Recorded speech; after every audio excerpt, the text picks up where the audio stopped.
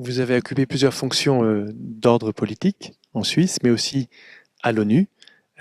Pourquoi est-il important que des chrétiens acceptent d'être présents dans ces grandes organisations? Est-ce que c'est vraiment nécessaire? Est-ce que c'est utile? Le service du bien commun doit être assuré au niveau local, régional, national, mais bien entendu aussi dans la communauté internationale. Aujourd'hui, avec les interdépendances des États, tous les enjeux en matière d'environnement, d'armement, de protection des enfants, de lutte contre l'impunité à la suite de crimes majeurs, tout cela requiert le concours de la communauté internationale qui ne doit pas se substituer aux États en vertu du principe de subsidiarité, elle doit simplement apporter toute son aide. Et donc, il y a aussi une belle noblesse à s'engager au service du bien commun universel dans la communauté internationale.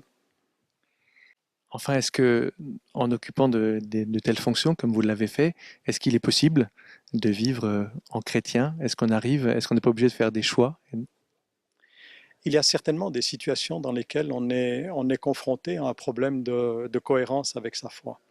Et il n'est possible de surmonter ces difficultés-là que en accueillant la grâce que nous pouvons recevoir dans la prière, dans les sacrements, dans la prière en commun avec les frères, mais aussi dans la réflexion commune, car quelquefois ces enjeux posent des problèmes qu'il est très très difficile à résoudre. Il faut une capacité de proposition, et donc il importe que l'agir ne soit pas en somme soutenu que par une dimension spirituelle, il lui faut aussi toute une dimension rationnelle et d'intelligence.